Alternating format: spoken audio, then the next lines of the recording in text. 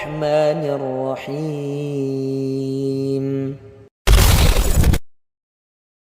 Zat yang berhak diibadahi. Ini yang disebut dengan tauhid uluhiyah. Ya, banyak orang-orang, mohon maaf ya, yang gak sepakat dengan 3 jenis tauhid ini. Kemudian mereka mengatakan dengan apa? Wah, ini tauhid trinitas katanya. Ya, padahal sekali lagi tidak wajib orang hafal, nggak wajib. Yang penting dia mengakui Allah sebagai Rabb yang mengatur alam semesta. Allah Subhanahu wa taala yang berhak diibadahi. Allah Subhanahu wa taala punya nama dan sifat-sifat yang kita harus akui. Cukup.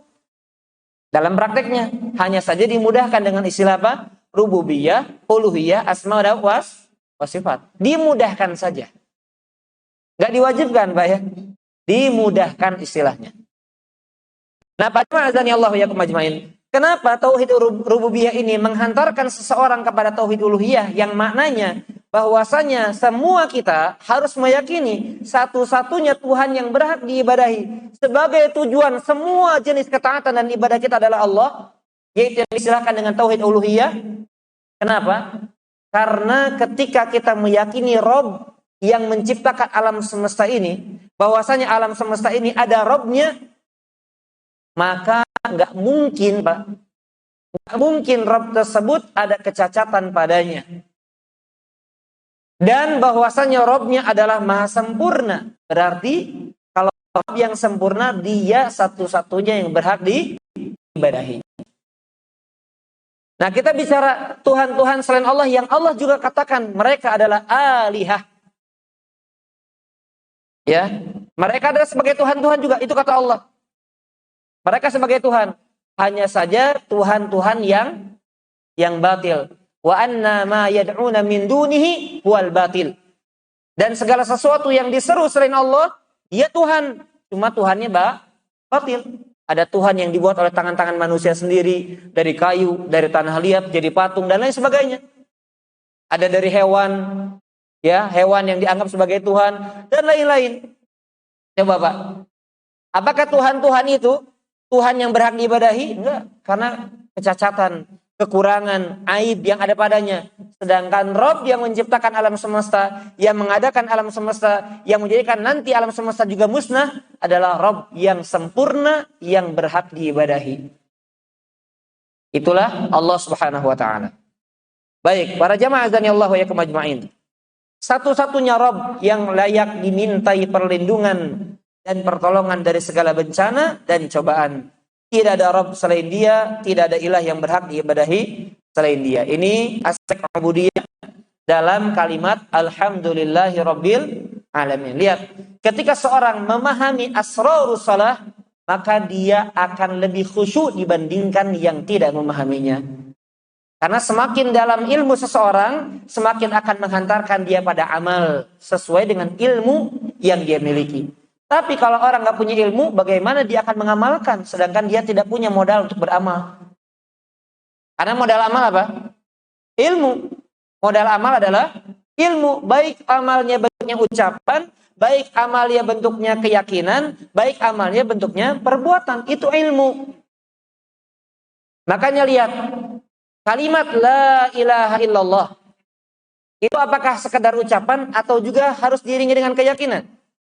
Dirinya dengan keyakinan.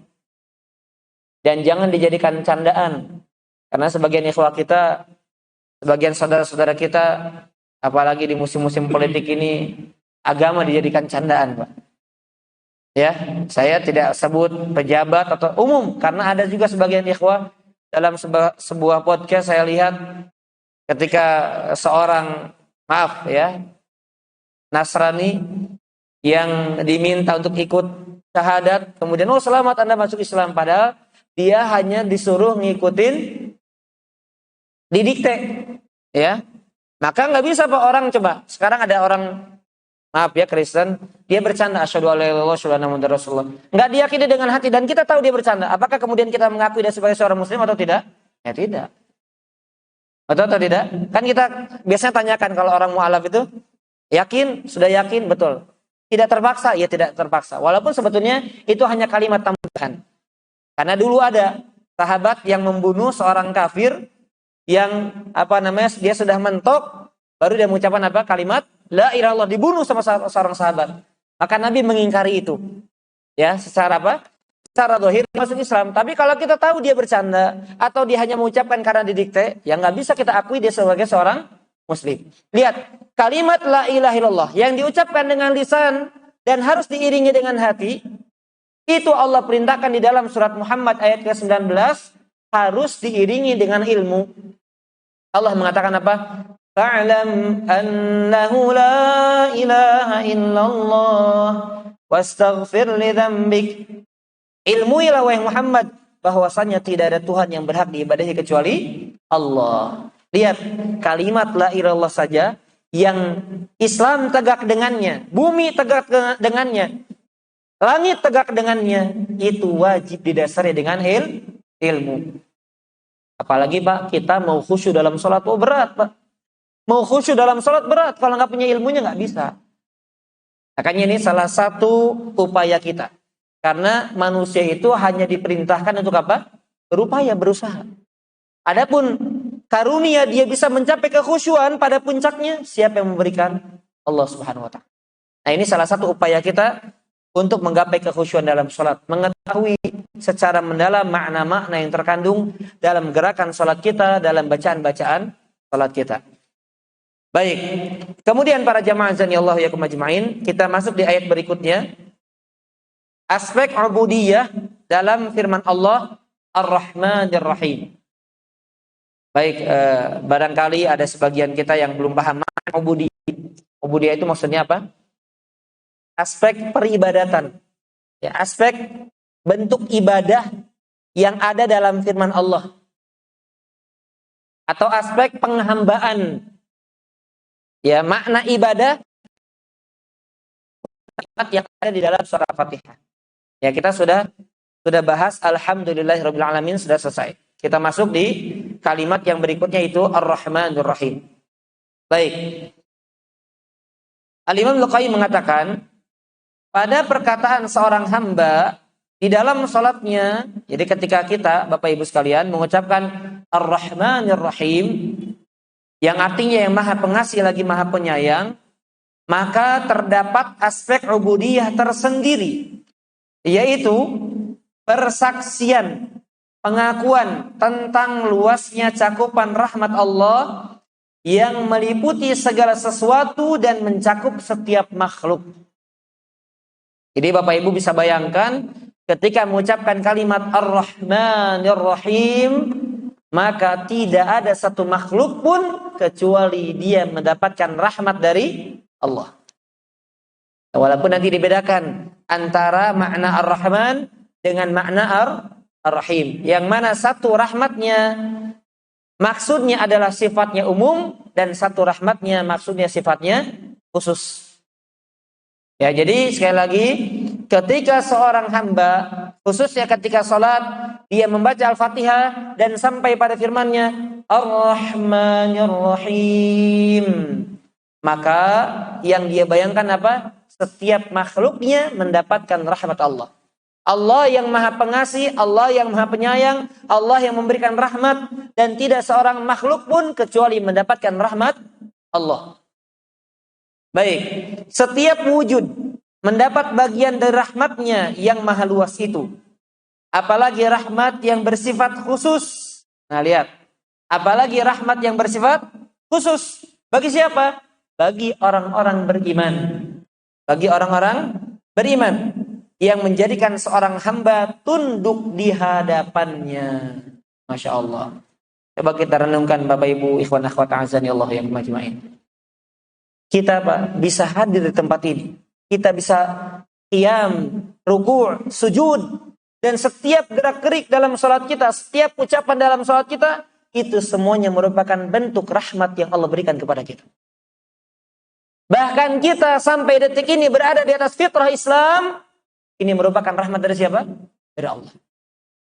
Lihat, ini rahmat yang khusus yang tidak Allah berikan kepada setiap makhluknya. Bahkan Allah mengatakan apa? Wa aktsaruhum la yu'minun, dan kebanyakan mereka tidak beriman. Dan kita bisa lihat perbandingan antara orang mukmin, Atau jangan mukmin deh, itu lebih khusus lagi. Antara orang Islam dengan orang kafir lebih banyak mana di dunia ini? Orang kafir. Berarti dari sekian banyak manusia, kita dipilih oleh Allah Subhanahu wa taala berada di atas ajaran Islam. Dan nanti kita akan lebih khusus lagi berbicara hidayah para jamaah. Karena ada orang yang mendapatkan hidayah dari satu sisi, tapi dia tidak mendapatkan atau belum mendapatkan hidayah dari sisi yang lain. Misalnya, orang mendapatkan hidayah Islam, tapi dia belum mendapatkan hidayah sunnah. Orang mendapatkan hidayah Islam, hidayah sunnah, tapi belum mendapatkan hidayah untuk mengamalkannya. Kemudian apa? Memperincinya, dan seterusnya. Nanti akan dirinci oleh Al-Imam Al-Qayyim 10 jenis cakupan hidayah yang Allah masukkan di dalam surat Al-Fatihah, ihdinas shiratal mustaqim, yang nanti kita akan kaji. Jadi para jamaah azan ya Allah ya kemajuan, lihat. Setiap wujud mendapatkan bagian rahmat Allah Subhanahu wa taala yang sangat amat luas ini. Dan bahkan rahmat yang khusus yang hanya Allah berikan kepada orang-orang beriman. Untuk apa? Untuk tunduk kepada Allah. Jadi ketika seorang mukmin dimudahkan langkahnya untuk beribadah kepada Allah, untuk tunduk kepada Allah, untuk patuh kepada Allah, ingat, bukan karena kehebatannya, bukan karena jabatannya, bukan karena kekayaannya, bukan, semuanya karena Allah memberikan bagian rahmat kepadanya. Maka siapa yang berhak dipuji? Kita atau Allah? Kita, Pak. Kita memuji Allah. Yang berhak dipuji adalah Allah Subhanahu wa taala. Apapun yang kita dapatkan, Pak, apa yang kita ucapkan? Alhamdulillah. Kembali lagi, ya, pembahasan yang telah berlalu. Kembali lagi kepada ucapan apa? Alhamdulillah, karena Allah yang kita puji, bukan kita. Tidak ada yang berhak dipuji kecuali Allah, dan tidak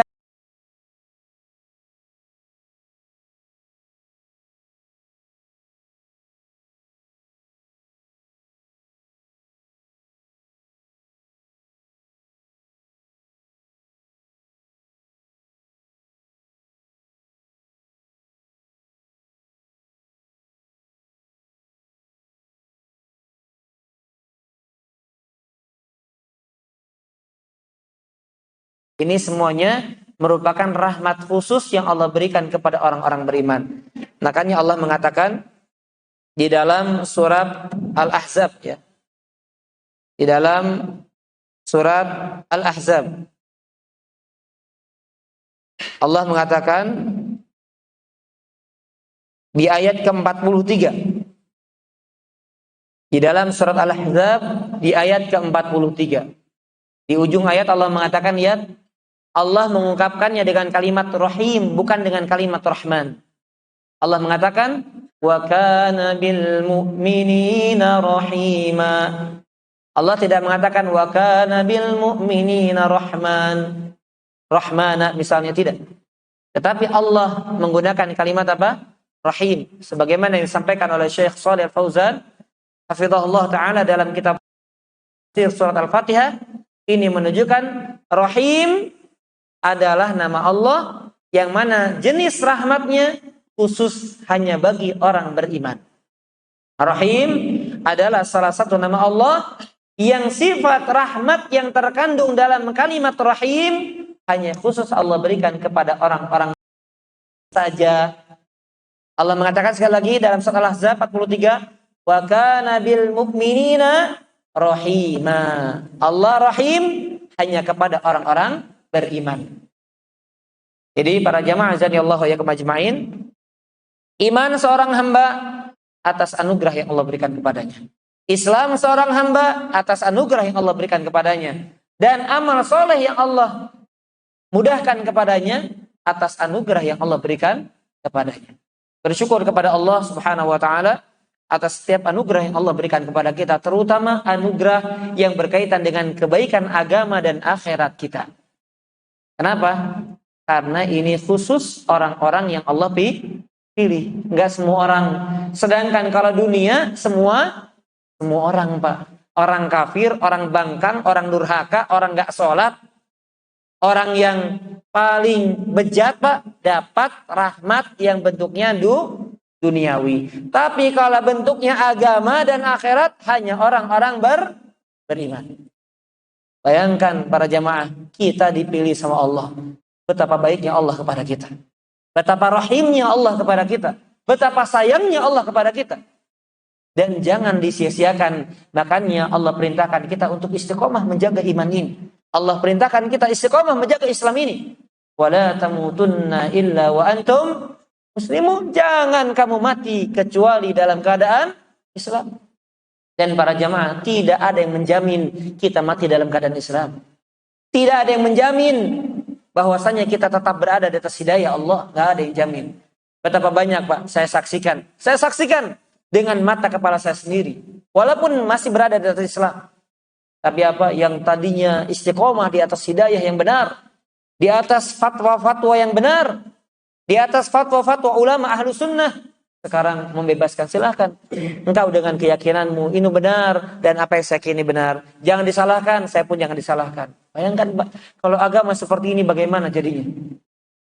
Bahkan tidak sedikit sekarang dai-dai yang muncul apa? Menghalalkan segala cara. Menghalalkan apa-apa yang diharamkan Allah. Itu hidayah atau bukan Pak? Hidayah. Hidayah yang Allah cabut darinya. Hidayah yang Allah tidak berikan kepadanya. Hidayah yang Allah masih berikan kepada kita. Sehingga kita masih bisa membedakan mana yang hak, mana yang batil. Makanya Pak sekarang terkadang jamaah, bukan terkadang sering, jamaah dibuat bingung. Kenapa? Karena memang ada dai-dai. Seperti contohnya saja. Yang jelas sejak lama difatwakan tentang bank konvensional, riba. Riba hukumnya haram. Tapi sekarang apa? Ada dai nasional mengatakan enggak perlu resign, silahkan bekerja di sana. Kenapa? Halal. Jadi jemaah dibuat bingung kenapa? Akhirnya mengatakan apa? Toh ada ulama yang membolehkan.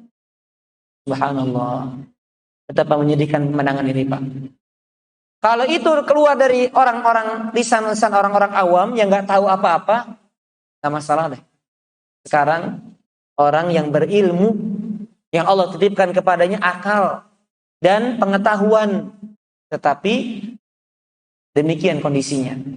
Tapi kita nggak perlu heran. Kita hanya sedih saja Pak. Kita nggak perlu heran. Kenapa? Karena Nabi jauh-jauh hari sudah sabdakan bahwa kelak akan datang suatu zaman orang menghalalkan apa? Riba, menghalalkan zina, menghalalkan khamr, menghalalkan musik. Dan terjadi apa yang dikatakan oleh Nabi Shallallahu Alaihi Wasallam. Baik, maka para jamaah ketika kita ya, maaf ya Bapak Ibu sekalian, karena saya sering kali Pak didebat atau dikomentari lah dengan kalimat begini Pak. Anda merasa sok paling sunnah, Anda merasa sok paling suci, Anda merasa sok paling benar. Ya. Bapak Ibu, ikhwan akhwat azani Allah yakum, ini untuk potongan video juga untuk saya sebarkan ya. Ketika seorang dai siapapun itu, baik saya ataupun yang lainnya, menyampaikan amar ma'ruf, mengajak manusia kepada kebaikan, wan nahyu 'anil munkar, mencegah manusia dari kemungkaran, itu bukan berarti dirinya merasa sudah paling tegak dalam kebenaran dan sudah paling jauh dari kemungkaran. Dan dia tidak merasa bahwasanya dirinya paling bertakwa. Dia tidak merasa dirinya paling suci, tidak. Tidak sama sekali, kalla wa hasya. Kali-kali tidak. Ketika menyampaikan, kita hanya menyampaikan hukum. Ini ma'ruf yang dia lalaikan, maka kerjakanlah. Ini mungkar yang dikerjakan, maka tinggalkanlah. Bukan berarti saya paling benar, saya paling suci, saya paling bertakwa. Tidak sama sekali. Ini hanya menyampaikan saja mimma bin nasihah. Ini hanya sebagai apa? Nasihat kepada diri dan kita semuanya. Nah, maka ikhwan ambil hikmahnya. Ketika ada orang yang mengomentari demikian, ya sudah. Kita kalau nggak bisa bantah, kita nggak perlu memperpanjang, nggak perlu memperkeruh suasana. Biarlah orang bilang apa? Anjing menggonggong kafilah berlalu. Saya nggak mengatakan mereka anjing, nggak ya. Ini hanya sebuah istilah. Biarin, nggak masalah. Toh dalam diri kita nggak merasa tuh kita paling suci, benar atau tidak? Kita hanya sedang berusaha menempuh jalan yang benar. Dan kita nggak merasa kita ini paling takwa sama Allah, sudah ada jaminan surga dan jamin nggak masuk neraka. Nggak.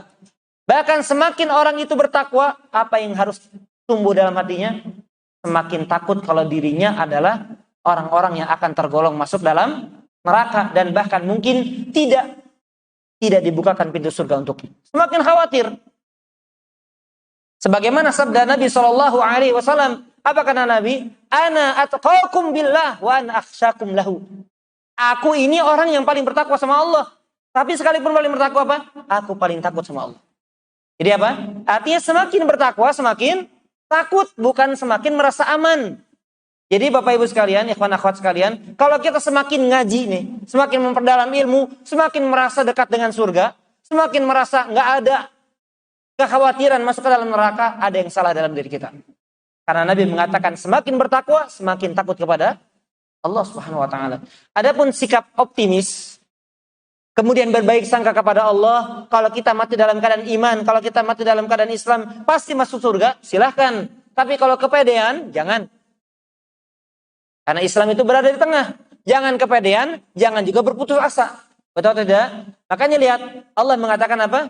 Ketika seorang mukmin berdoa, yad'una rabbahum khaufa wa tama'a. Mereka berdoa kepada Allah, mereka berharap kepada Allah dengan apa? Dengan dibarengi dua hal. Ada harapan, ada rasa takut, rasa khawatir, dan ada rasa harap. Jadi bukan, oh pasti surga. Enggak, takut juga. Oh takut jangan-jangan saya masuk neraka. Sebagaimana potret ini ada pada Rasul Shallallahu Alaihi Wasallam yang sudah dijamin masuk surga, dan ada pada potret para sahabat-sahabat Nabi Shallallahu Alaihi Wasallam yang mereka sudah dijamin keridhaan Allah dan surga Allah Subhanahu Wa Taala. Baik, sangat panjang kalau kita berbicara tentang karunia Allah. Maka sekali lagi, marilah sama-sama kita bersyukur kepada Allah, mengucapkan kalimat Alhamdulillah sebanyak-banyaknya. Karena Allah telah mencurahkan rahmatnya kepada kita. Kita berada di atas hidayah Islam. Kita sekarang berada di salah satu tempat termulia di atas muka bumi ini. Kita dalam keadaan yang mulia, menuntut ilmu agama. Mengenal Allah, mengenal agama Islam dengan dalil-dalil yang benar. Ini semuanya adalah rahmat Allah Subhanahu wa taala kepada kita. Baik. Semua itu merupakan bagian dari rahmatnya kepada hambanya. Karena rahmatnya meliputi segala sesuatu, sebagaimana segala pujinya meliputi segalanya. Sebagaimana Allah mengatakan, wa rahmati wasi'at kulla syai', dan rahmatku mencakup segala sesuatu. Ya, semuanya makhluk mendapatkan rahmat Allah Subhanahu wa taala. Baik para jamaah azani Allah wa ikum ajmain, ya, tadi dalil terakhir yang kami bacakan, wa rahmati wasi'at kulla syai', itu di dalam surat Al-A'raf ayat 156. Jadi kalau kita bicara rahmat, ingat, orang kafir, orang bangkang, orang durhaka, semuanya juga dapat bagian rahmat Allah. Bedanya, mereka hanya mendapatkan rahmat yang sifatnya umum, khususnya orang-orang di luar Islam. Dan orang-orang beriman mendapatkan rahmat yang sifatnya umum dan sifatnya khusus. Dan yang mahal yang mana? Yang khusus. Coba Bapak Ibu ya. Bapak Ibu dikatakan orang-orang khususnya Allah. Gimana Pak? Ya kalau dalam dunia jabatan ada namanya apa? Staf khusus. Wah itu kan udah spesial tuh.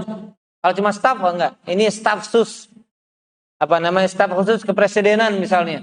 Oh berarti ini orang bukan kaleng-kaleng ya, tapi memang manusia bukan kaleng gitu ya. Jadi benar-benar manusia gitu, dan orang yang khusus. Baik, ini aspek ubudiyah dalam firman Allah Ar-Rahmanur Rahim. Kemudian para jamaah dan Allah yakum ajmain, yang berikutnya aspek ubudiyah dalam firman Allah Maliki Yaumiddin. Maliki Yaumiddin. Pada firman Allah Subhanahu wa taala Maliki Yaumiddin, yang artinya pemilik hari pembalasan. Masya Allah ini. Ini ada kaitannya dengan hari kiamat. Karena salah satu daripada nama hari kiamat adalah Yaumuddin, hari pembalasan. Kenapa hari kiamat dinamakan juga dengan hari pembalasan? Karena pada hari itu hakikat pembalasan semua dari amalan manusia ditegakkan oleh Allah dengan seadil-adilnya. Semuanya, tidak ada yang tersembunyi, tidak ada yang terlewatkan, semuanya dihisab sama Allah, semuanya dibalas sama Allah, walaupun amalannya hanya sekecil semut. faman ya'mal mithqala dzarratin khairan yarah wa man ya'mal mithqala dzarratin syarran yarah. Sekecil semut amalan. Pernah nggak kita Pak infak sama orang sekecil semut? Ini saya punya kurma, sepotek aja ya. Mungkin kalau iseng pernah ya. Ana mau sedekah 1 beras saja deh. Nah, pernah kalau iseng mungkin ya. Tapi kalau serius nggak ada Pak. Tapi kalau seandainya itu terjadi dalam hidup kita Pak, nggak ada yang sia-sia. Di sisi Allah nggak ada yang sia-sia. Kita infak 1 butir beras, itu akan ditimbang sama Allah SWT. Kapan itu? Yaumuddin, pada hari pembalasan. Baik, lihat apa aspek ubudiyahnya. Al-Imam Luqayyim mengatakan, hendaknya seorang hamba memberikan hak ubudiyah pada firman Allah ini, yaitu merealisasikan kehinaan dan ketundukan dirinya. Kenapa? Karena ada kalimat apa? Malik, pemilik, raja. Maka kalau kita berada di hadapan raja, apa yang kita lakukan? Tunduk, Pak. Lihat Pak, kalau di instansi Pak, yang sangat kental dengan ketaatan, apa itu Pak? Hah? Di tentara Pak, atau polisi, betul nggak Pak? Nggak ada.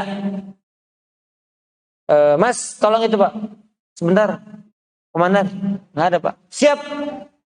Ditanya nama aja, jawabnya apa Pak? Kalau bapak ibu pernah, saya lama ya di dunia apa namanya, di dunia ya tentara ya, di angkatan laut marinir di Cilandak. Jadi di awal-awal saya kaget juga ya, nggak nyambung nih orang kan ditanya gitu. Siapa nama kamu? Siap. Siap dulu Pak. Ya sebelum apa-apa dia jawab apa? Siap. Ini tolong ini ya, siap. Kalau tolong kan jelas siap. Tapi kalau ditanya Pak, apapun siap gitu. Ya kalau dalam bahasa syariat apa Pak? Sami'na wa ta'ana. Saya dengar dan saya siap laksanakan. Dan tidak ada yang lebih pantas kita tunduk, kita menghinakan, kita patuh kepadanya selain siapa? Allah. Allah yang menciptakan kita. Allah yang kasih rizki kepada kita. Allah yang memudahkan urusan-urusan kita. Maka lihat aspek ubudiyah ketika kita mengucapkan Malik Yaumiddin, maka kita menghinakan dan merendahkan diri kita kepada Allah Subhanahu wa taala. Itulah kita sebagai hamba abdun di hadapan Malik, di hadapan raja. Serta berlaku adil, nah ini yang kedua. Serta berlaku adil dan menahan diri dari perbuatan aniaya dan maksiat. Kenapa Pak? Karena kalau orang itu nggak adil, nanti ketidakadilannya akan diadili sama Allah nanti pada hari kiamat. Kemudian apa? Menahan diri dari perbuatan aniaya dan maksiat. Kenapa? Karena semua itu yang dilakukan juga akan dibalas oleh Allah. Masya Allah Pak. Ini rahasia mendalam dalam kalimat Malik Yaumiddin. Maka ketika kita tahu ilmu ini Pak, akan lebih kita bisa resapi. Kita renungi dalam sholat kita ketika kita ucapkan ayat demi ayat yang kita pahami dengan maknanya. Malik Yaumiddin, wujud aspek ubudiyah di dalamnya adalah kita menghindarkan dan kita tunduk kepada Allah. Karena ada kalimat Malik di dalamnya. Dan kemudian dikaitkan dengan Yaumuddin, bahwa kita menahan diri dari sikap zalim, aniaya dan maksiat, karena semua itu akan dibalas oleh Allah Subhanahu wa taala. Baik, aspek-aspek ubudiyah lainnya dari ayat ini yaitu menghayati makna yang terkandung di dalamnya dengan menetapkan kebenaran tentang adanya hari kebangkitan. Ya, karena ini salah satu keyakinan bahkan rukun iman. Salah satu rukun apa? Iman. Apa salah satu rukun iman? Mengimani hari akhir. An tu'mina billahi wa malaikatihi wa kutubihi wa rusulihi wal yaumil akhir wa tu'mina bil qadari khairihi wa syarrih. Engkau beriman kepada Allah, malaikat-malaikatnya, kitab-kitabnya, para rasulnya, hari akhir, dan iman kepada qada dan qadar yang baik maupun yang buruk. Lihat, salah satu rukun iman adalah mengimani hari akhir. Maka lihat aspek ubudiyah ketika seorang itu mengucapkan Malik Yaumiddin, dia mengimani akan adanya hari kebangkitan. Manusia mati, semuanya mati. Semuanya berada di alam barzakh dan nanti ada satu hari dibangkitkan oleh Allah Subhanahu wa taala untuk berhadapan dengan Allah Subhanahu wa taala. Baik, menetapkan bahwa hanyalah Allah satu-satunya yang berhak memutuskan hukum atas seluruh makhluknya. Meyakini bahwa itulah hari dibalasnya amal baik dan buruk yang dikerjakan oleh setiap hamba. Dan itu adalah termasuk bagian dari hakikat alhamdulillah, segala puji bagi Allah dan konsekuensinya. Nah, perhatikan di kalimat sebelumnya. Meyakini apa tadi? Bahwa satu-satunya yang berhak memutuskan hukum atas seluruh makhluk adalah Allah. Jadi sekarang Pak, silahkan ada kita yang menghujat atau kita yang dihujat, kita yang menzolimi atau kita yang dizolimi, kita yang mencaci atau kita yang dicaci, silahkan. Semuanya punya penilaian masing-masing. Ya, sifatnya apa? Subjektif. Tapi nanti yang tahu yang hak siapa? Allah. Yang bisa merinci semuanya Allah Subhanahu wa taala. Makanya Allah mengatakan, Pak, nasullah fanasiyahum. Mereka merupakan Allah dan Allah pun melupakan mereka, melalaikan mereka. Juga Allah mengatakan, ahsahullah wa nasu. Allah menghitung semuanya sedangkan mereka sudah lupa dengan apa yang mereka kerjakan. Bapak Ibu azan ya Allah wa yakum ajma'in. Jangankan 10 tahun yang lalu, segala bentuk rincian amalan yang pernah kita lakukan dan ucapan yang pernah kita ucapkan 15 tahun yang lalu, Pak, jangankan itu, sepekan yang lalu saja kita lupa, betul atau tidak? Apa saja yang pernah kita ucapkan lupa atau tidak?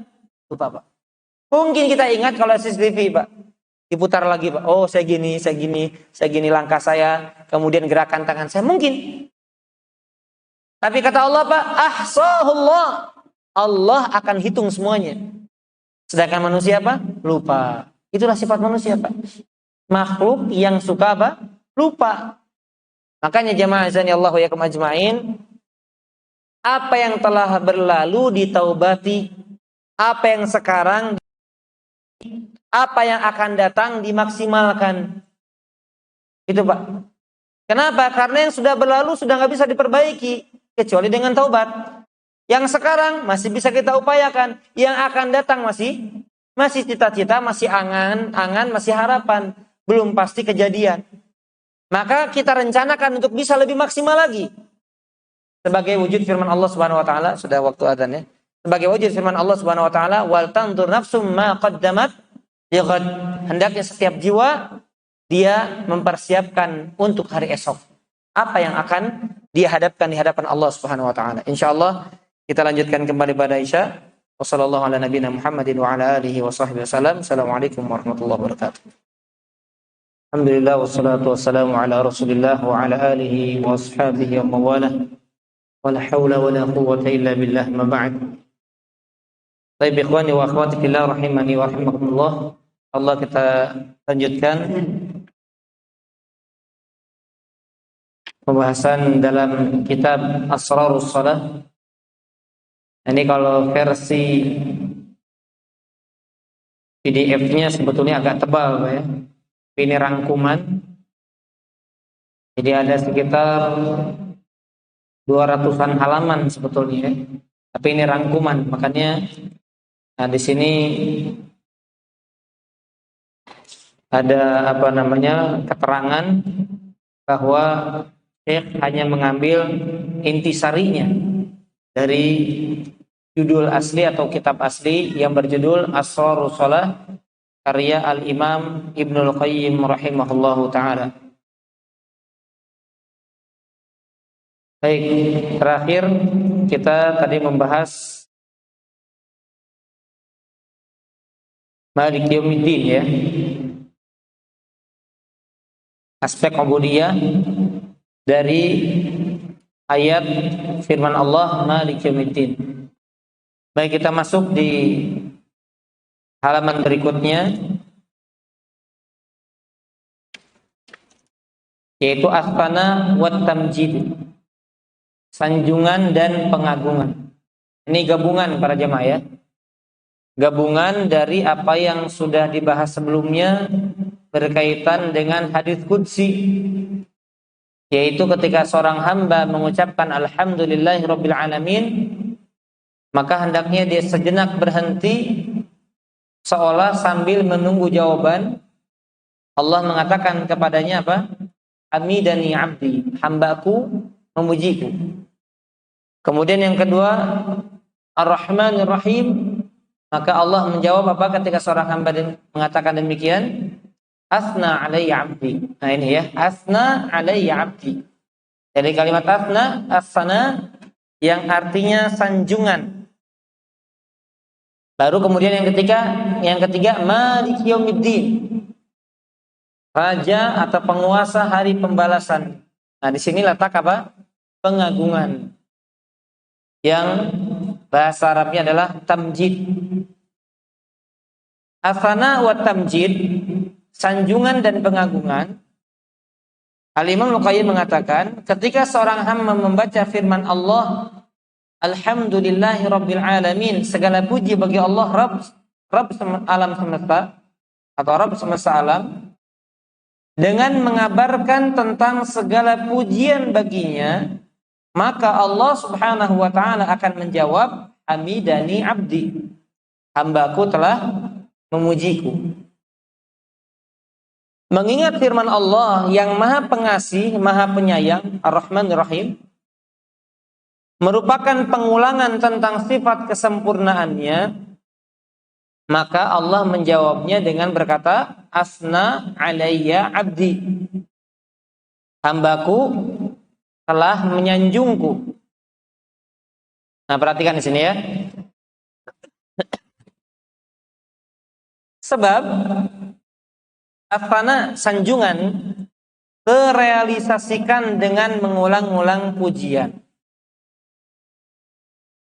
Jadi Pak, ketika seorang hamba itu mengulang-ulang, menambah-nambah terus sanjungan pujiannya kepada Allah, maka dia mencapai level asana. Beda kalau dia hanya mengucapkan Alhamdulillah. Berarti apa? Hanya memuji. Tapi kalau ditambah lagi, maka apa? Asana, yang artinya menyanjung. Dan semakin banyak Allah dipuji, disanjung, diagungkan, maka semakin kebaikan itu kembali kepada siapa? Kepada dirinya. Jadi orang yang menyanjung Allah, orang yang bersyukur kepada Allah, Allah nggak butuh. Karena semua kebaikan sebetulnya kembali kepada dirinya. Allah kalau tidak dipuji, tidak disanjung, tidak diagungkan, tidak disyukuri, nggak rugi Allah. Allah tetap mulia, Allah tetap terpuji, Allah tetap tersanjung, ya Allah tetap baik ketika manusia atau makhluk tidak memujinya. Tapi yang untung siapa? Kita.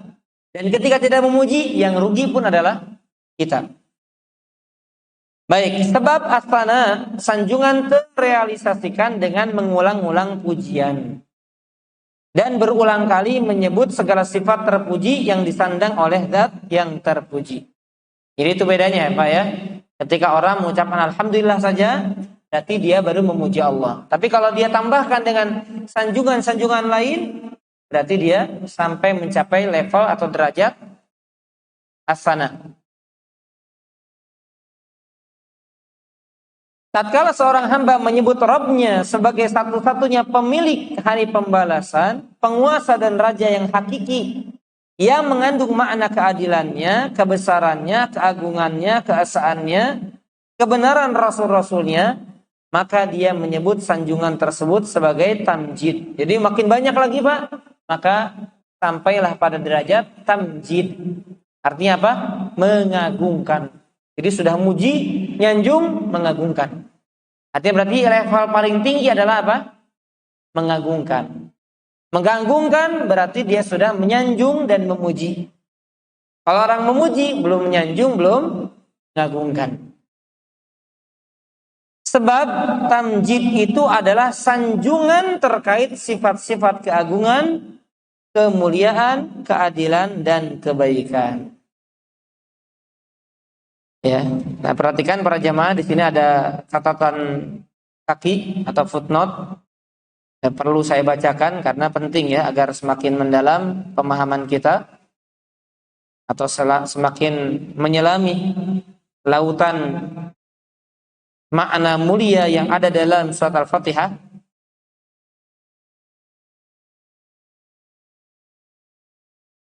Baik, kata Imam Al-Qayyim di dalam catatan kaki halaman 53 yang punya bukunya, Hamdalah mengandung makna pujian kepada zat yang maha terpuji dengan sifat-sifat kesempurnaan dan kemuliaannya, disertai rasa cinta, ridho, dan tunduk kepadanya. Jadi itu hakikatnya, Pak. Ketika orang mengucapkan alhamdulillah atau alhamdulillahirabbil alamin, maka semestinya diiringi dengan apa? Kecintaan. Diiringi dengan ridho, diiringi dengan ketundukan. Maka ucapan alhamdulillah juga berlaku sebetulnya bukan hanya pada apa?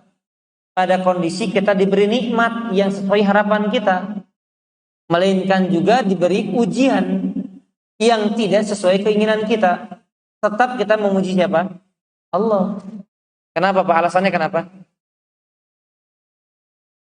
Alasannya kenapa kita tetap memuji Allah sekalipun kita dapat musibah? Allah timpakan musibah kepada kita. Hah? Karena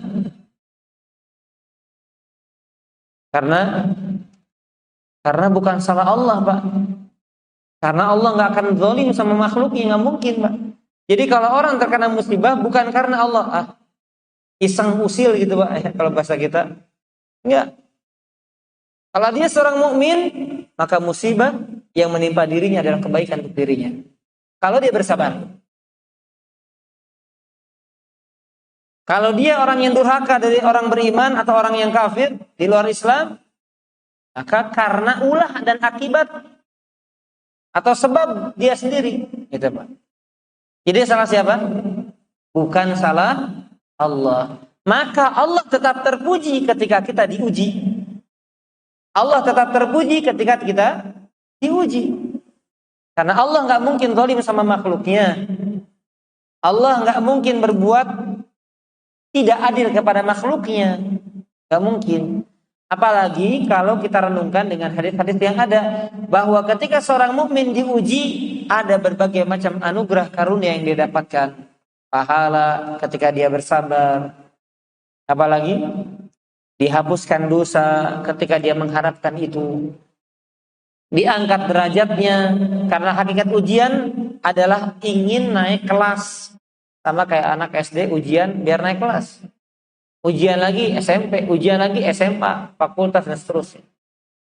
Itu hakikat ujian. Kalau dia bersabar, kalau dia beriman. Ya, maka lihat ketika seorang mengucapkan alhamdulillah, sekalipun ketika dia diuji, diiringi dengan cinta, ridho, dan tunduk kepadanya. Kenapa tunduk? Karena ini ketetapan Allah. Maka setiap ketetapan Allah, setiap takdir Allah, sudah tunduk kita, Pak. Pasrah. Ya, pasrah dalam arti positif. Maksudnya, ya sudah. Ini sudah ketetapan Allah yang gak mungkin saya hindari, gak mungkin. Bagaimanapun caranya saya hindari, kalau Allah sudah tetapkan, maka pasti akan terjadi. Maka apa yang kita lakukan? Tunduk. Sudah. Ridho dengan takdir Allah. Dan tetap apa? Tetap cinta kepada Allah Subhanahu wa taala yang pasti memberikan takdir terbaiknya kepada kita. Baik, kemudian asana kata beliau artinya mengulangi dan melipat gandakan segala pujian.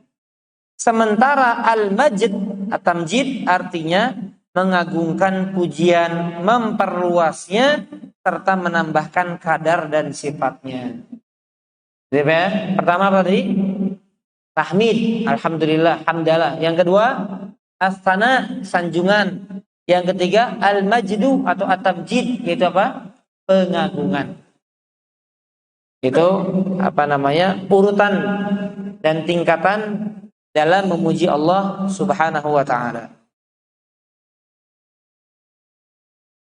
Baik, para jamaah azani Allah wa iyyakum ajma'in. Sebetulnya kami sudah siapkan ya sampai pembahasan hidayah. Tapi ini karena rinciannya sangat istimewa dan perlu kita selami dan dalami juga renungi, maka mungkin kita tunda dulu pembahasan aspek ubudiyah dalam firman Allah ihdinas siratal mustaqim ya. Insyaallah di lain kesempatan di pertemuan berikutnya kita akan lanjutkan dalam pembahasan tersebut ya. Demikian pula dalam pembahasan kalimat iyyaka na'budu wa iyyaka nasta'in. Ya, sekali lagi ikhwan yang baru mulai ikut kajian, kami kami sarankan beli bukunya, ini bagus ya, buat dibaca sendiri juga bagus. Tapi nanti kita kaji lebih bagus lagi. Rahasia salat. Insya Allah nih Pak, semakin kita renungkan, semakin kita baca, semakin menambah wawasan kita, semakin menambah ilmu kita. Gak mungkin kalau itu sia-sia, gak mungkin. Pasti menghantarkan kita kepada amal. Yang penting kita jujur dalam menuntut ilmu, jujur dalam meminta, jujur dalam memohon, jujur dalam berusaha. Pasti Allah akan sampaikan kepada apa yang kita harapkan. Tapi kalau udah nggak mau cari tahu, nggak mau usaha, nggak mungkin seumur hidup khusyuk Pak, nggak mungkin. Karena khusyuk dibangun di atas ilmu. Khusyuk dibangun di atas ilmu. Jadi kadar kekhusyuan seseorang tergantung kadar keilmuan seseorang. Orang awam yang khusyuk, perasaan dia khusyuk. Tapi kalau ditanya nggak tahu ini, nggak tahu itu, ya gimana dia mau khusyuk Pak? Sedangkan dia saja tidak bisa memahami, tidak paham dengan apa yang dia baca, apa yang dia gerakkan dalam sholatnya, apa yang diucapkan dalam bacaan-bacaannya. Ya mungkin. Ini sekali lagi sebagai bentuk upaya kita meraih kekhusyuan. Dan Allah memuji orang-orang yang khusyuk dalam sholatnya. Qad aflahal mu'minun alladzina hum fi sholatihim khusyuk. Sungguh beruntung orang-orang beriman. Pertama sifat yang disebutkan oleh Allah adalah yaitu orang-orang yang khusyuk dalam sholat mereka. Semoga Allah Subhanahu wa taala karuniakan kekhusyuan pada kita. Selain usaha jangan lupa doa. Boleh dengan bahasa kita, boleh dengan bahasa Arab misalnya Allahumma rzuqnil khusyu'a fi shalah. Ya Allah karuniakan kepadaku khusyuk dalam sholat. Allahumma rzuqnil khusyu'a fil ibadah. Ya Allah karuniakan aku kekhusyuan dalam ibadah. Silakan ya, minta sama Allah. Karena hakikat tawakal adalah dia memohon kepada Allah, dia berusaha, kemudian dia serahkan urusannya kepada Allah Subhanahu wa taala. Allahu a'lam bishawab. Ini barangkali yang bisa disampaikan para jamaah. Insyaallah kita akan lanjutkan dalam aspek ubudiyah, iyyaka na'budu wa iyyaka nasta'in. Ya, dan seterusnya insyaallah. Wallahu a'lam. Baik, sebelum ditutup, silakan para jemaah, barangkali ada yang ditanyakan atau ingin didiskusikan, kami persilahkan.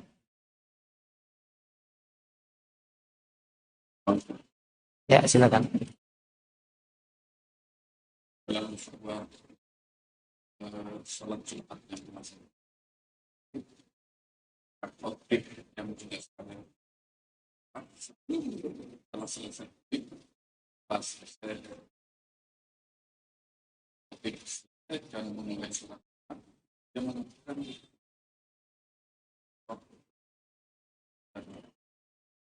sholat karena mengatakan umat yang mudah untuk dia dan di sisi yang berbeda para dalam sholat rahmatnya terkait dengan apakah bahwa barang siapa yang mati apakah terkait dengan yang dalam mana yang baik. Baik, Masya Allah. Ya, ini bagus pertanyaannya, rinci ya. Artinya ingin lebih menyelami maksud dari hadis-hadis yang sering dibacakan. Ya, mungkin kejadiannya ketika hari Jumat gitu Pak ya, Bapak ya. Artinya sebetulnya ini berlaku untuk setiap sholat, yang mana kita wajib untuk merapatkan saf sholat. Ya, tadi Bapak bertanya agar akhwat juga atau ibu-ibu mendengar pertanyaannya. Jadi ada seorang imam atau seorang khatib ketika sebelum melaksanakan sholat dia mengatakan luruskan dan rapatkan saf. Barang siapa yang menyambungkan saf maka Allah akan sambungkan dengan rahmatnya, dan barang siapa yang memutuskan saf maka Allah akan putuskan dengan rahmatnya. Ya, ada itu hadisnya sahih. Jadi kalimat hadisnya man wasala saffan wasalahullah wa man qatta'a saffan qatta'ahullah. Barang siapa yang menyambung saf maka Allah akan sambungkan dengan rahmatnya. Dan barang siapa yang memutuskan saf, maka Allah akan putuskan dengan rahmat Allah Subhanahu wa taala. Itu jadi apakah ada hadisnya? Jawabannya ada, tapi saya lupa ya riwayat siapanya, saya lupa, tapi sumbernya insya Allah saya sering baca dalam hadis-hadis yang ada. Yang kedua, apakah ada kaitannya dengan apa yang kita bahas dalam aspek ubudiyah ayat Ar-Rahman Ar-Rahim? Apakah maksudnya rahmat Allah yang khusus ataukah rahmat Allah yang umum? Ya wallahu a'lam bishawab. Kita belum baca secara detail ya apa maksud hadis tersebut, apakah rahmat yang dimaksud rahmat khusus atau rahmat yang umum. Tapi secara umum ya, ketika seorang hamba itu diancam diputus rahmat oleh Allah, sekalipun itu berkaitan dengan rahmat yang umum, udah rugi. Berarti apa? Allah sudah jauhkan dia dari salah satu bentuk kasih sayang Allah, sekalipun sifatnya apa? Duniawi. Walaupun tentu lebih rugi lagi kalau bentuk rahmatnya adalah rahmat khusus, Pak ya. Jadi Allah alam ya.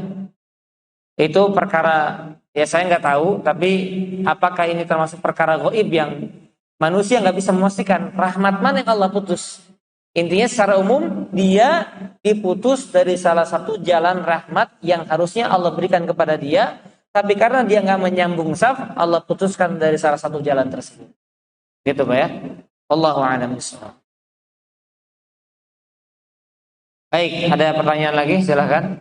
Silakan, Fadhil. Oh iya, biar nggak diulang ya, Fadhil.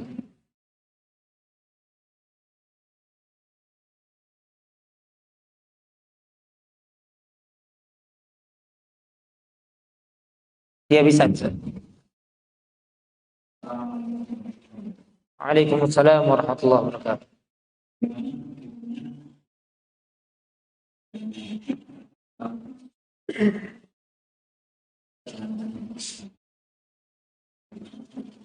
Ya, baik. Baik yang sudah ngaji ataupun belum ngaji ya. Apa hukum sholat orang yang menjulurkan kainnya, baik sarung atau celana atau jubah, di bawah mata kaki, khususnya dalam keadaan sholat, begitu Pak ya? Maka ada hadis yang berkaitan dengan itu, tapi sebagian ulama meninjau kembali hadisnya. Namun kalau dikaitkan dengan syarat sah sholat, maka tidak ada kaitan dengan sah atau tidaknya sholat. Artinya apa? Artinya sholatnya tetap sah. Tetapi dia berdosa karena apa? Karena melanggar sunnah Nabi untuk mengangkat pakaiannya di atas mata kaki. Jadi sama seperti halnya sholat berjamaah Pak, di masjid bagi laki-laki. Maka sholat di rumah, hukum sholatnya sah, tapi sholatnya dalam keadaan dia membawa dosa. Apa dosanya? Dosa meninggalkan salah satu kewajiban bagi laki-laki, yaitu mengerjakan sholat wajib berjamaah di masjid. Jadi apakah sah? Sholatnya sah, tapi dosa dari satu sisi. Nah, sama seperti tadi, musbil bagaimana? Isbal di bawah mata kaki, sholatnya sah, tapi dia berdosa dengan pelanggaran yang dilakukan itu. Gitu ya. Jadi ada kaitan, ada sebuah perbuatan yang langsung berkaitan, ada yang ada hubungan tapi tidak masuk dalam ranah ibadah itu. Ya sama kayak orang misalnya umroh haji. Kemarin ada yang bertanya, ini saya sambungkan ya, dengan hasil riba atau riswah. Ada yang bertanya kepada saya gratifikasi gitu ya. Maka pendapat yang tepat adalah umrohnya sah, maksudnya berarti sudah gugur kewajibannya, hajinya, tapi dia dosa menggunakan harta tersebut. Jadi paham ya? Sama kayak kalau dalam pembahasan usul fikih itu ada namanya as-shalah fi ardil maghsubah. Sholat di tempat gosok. Jadi kita sholat di tempat misalnya tanah yang kita curi. Nah sholat di situ gimana? Sah sholatnya. Ya walaupun mencurinya dosa. Jadi nggak ada kaitannya begitu. Ya wallahu a'lam bishawab. Baik, ada lagi yang ingin tanyakan? Silakan. baik berkaitan dengan tema atau di luar tema. Masih ada waktu. Silakan.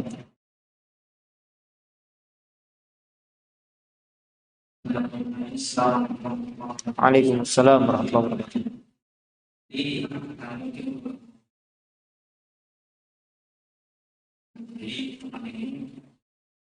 Itu mengeluarkan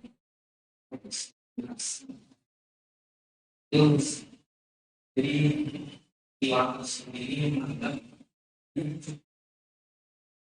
itu ya dengan alasan yang semakin banyak yang mencari nanti menjadi pelatihan menjadi itu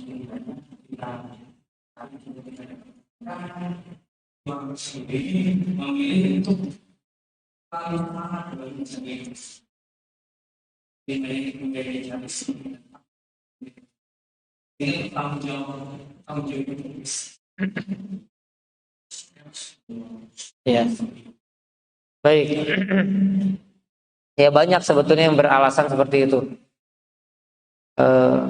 Kalau saya makin banyak tahu, oh ini haram, makin banyak tahu. Kalau nggak tahu nggak dosa kan gitu ya. Karena orang itu dapat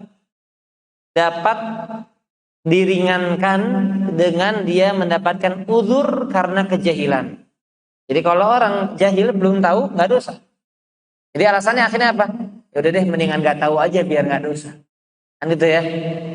Nah, ini nanti akan kita bahas dalam pembahasan hidayah ya. Saya kutip sedikit.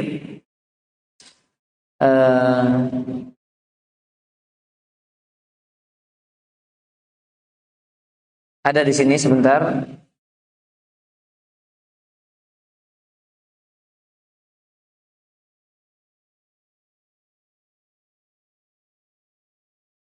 Nah, perhatikan di nomor ke-6. Ini bagus nih, pas buat jawaban yang ditanyakan ya.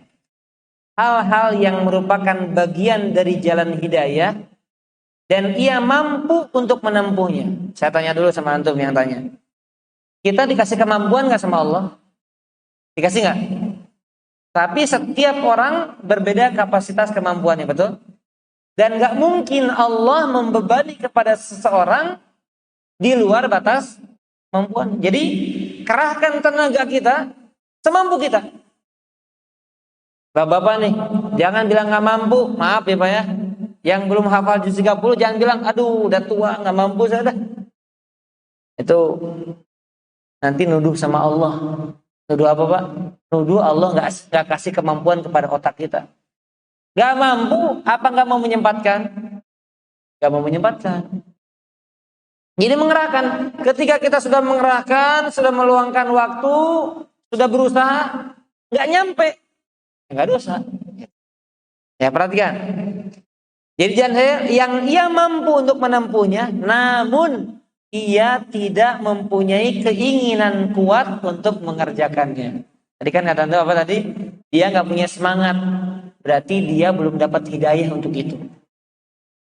Paham ya? Nanti jawabannya nanti ini sebagai pembuka. Maka untuk merealisasikan jalan hidayah itu, ia perlu diberikan tekad kuat agar dapat merealisasikannya. Jadi jawaban dari syubhat itu, oh saya takut dapat hujah. Artinya orang yang punya statement seperti ini, ungkapan seperti ini, berarti dia belum dapat hidayah sekalipun dia sudah berdoa sama Allah setiap sholatnya, ihdinas siratal mustaqim. Jenis hidayah yang mana yang belum dia dapatkan? Hidayah semangat dalam merealisasikan apa? Ilmu. Semangat lagi untuk nambah ilmu, dia belum dapat hidayah itu. Itu jawaban pertama. Yang kedua, menuntut ilmu adalah hukumnya fardu ain.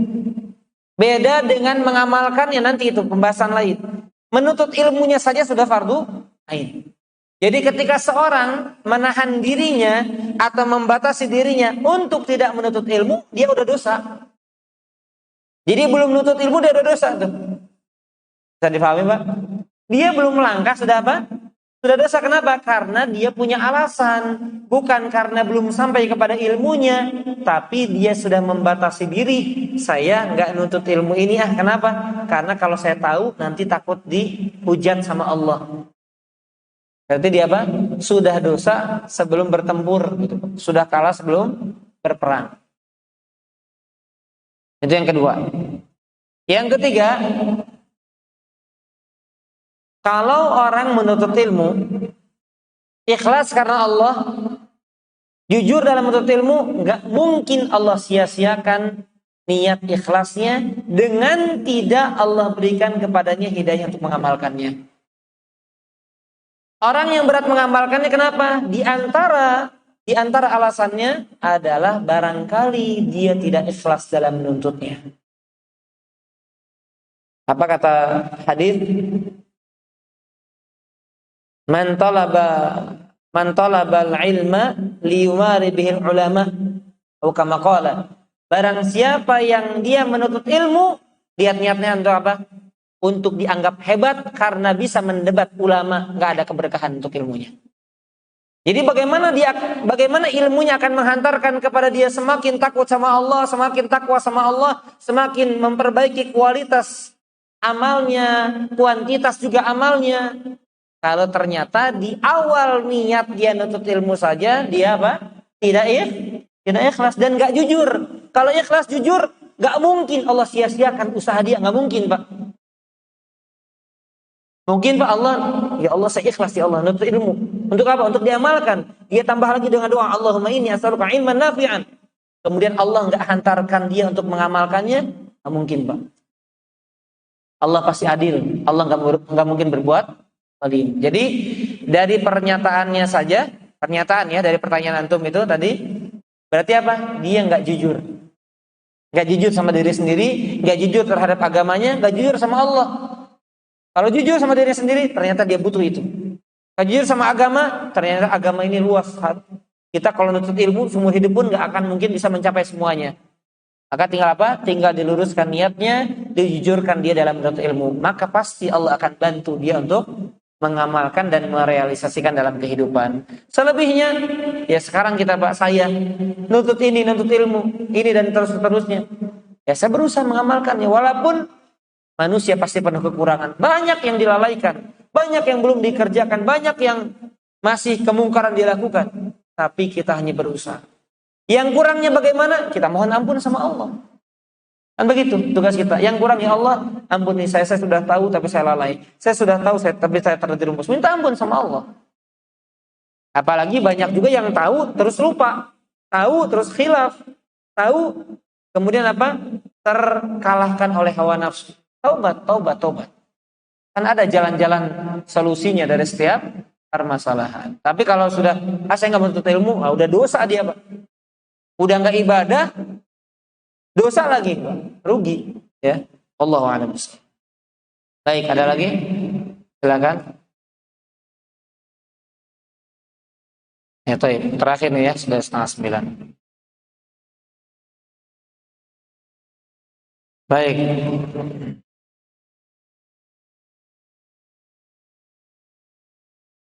Saat sholat berjamaah saya tertinggal, jadi masbuk ya. Dan saat saya melakukan rakaat yang tertinggal dan ada yang menepuk saya, apa yang harus saya lakukan? Ini khilaf di antara para ulama ya. Ada sebagian ulama mengatakan yang masbuk maka dia tidak bisa menjadi imam.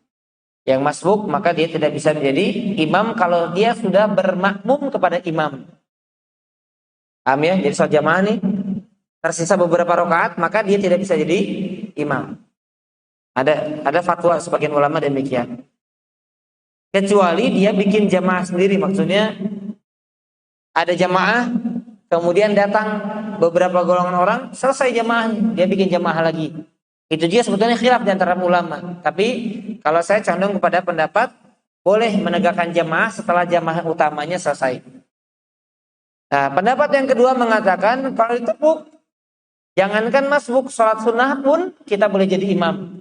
Jadi beda niat antara imam dengan makmum maka tidak masalah. Jadi boleh dilanjutkan. Tapi dia sesuai dengan sholat dia. Maksudnya bagaimana? Misalnya dia di rakaat ketiga, jangan kemudian karena makmumnya baru masuk rakaat pertama dikeraskan suaranya, nggak perlu. Udah aja dia tetap di sholaat di rakaat ketiganya dan makmum di rakaat pertamanya. Bisa dipahami? Jadi makmum yang menyesuaikan imam, bukan imam menyesuaikan makmum. Wallahu a'lam. Baik, mungkin ini yang bisa disampaikan para jamaah dan pertanyaan-pertanyaan yang bisa kami jawab sesuai dengan kemampuan kami. Jika ada yang keliru, semoga Allah maafkan saya dan bisa ditanyakan kepada ustadz yang lebih kompeten, yang lebih berilmu. Mudah-mudahan Allah Subhanahu wa taala senantiasa memberikan ilmu yang bermanfaat kepada kita dan Allah jadikan ilmu yang kita tuntut selama ini, yang kita dapatkan selama ini hujjatan lana la alaina. Semoga menjadi saksi kebaikan untuk kita dan tidak menghujat kita kelak pada hari kiamat. Karena benar apa yang ditanyakan tadi, Rasulullah sallallahu alaihi wasallam mengatakan Al-Qur'an hujjatun laka wa 'alaik. Quran yang kau baca, Quran yang kau pahami, Quran yang kau tadaburi, Quran yang kau simak itu bisa menghujatmu atau bisa menolongmu. Maka kita memohon kepada Allah semua Quran yang kita baca, semua ayat-ayat yang kita baca, hadis-hadis yang kita renungkan, yang kita kaji, semoga menjadi penolong kita dan bukan menghujat kita kelak pada hari kiamat. Amin ya rabbal alamin. Subhanakallahumma bihamdika asyhadu an la ilaha illa anta astaghfiruka wa atubu ilaik. Assalamualaikum warahmatullahi wabarakatuh.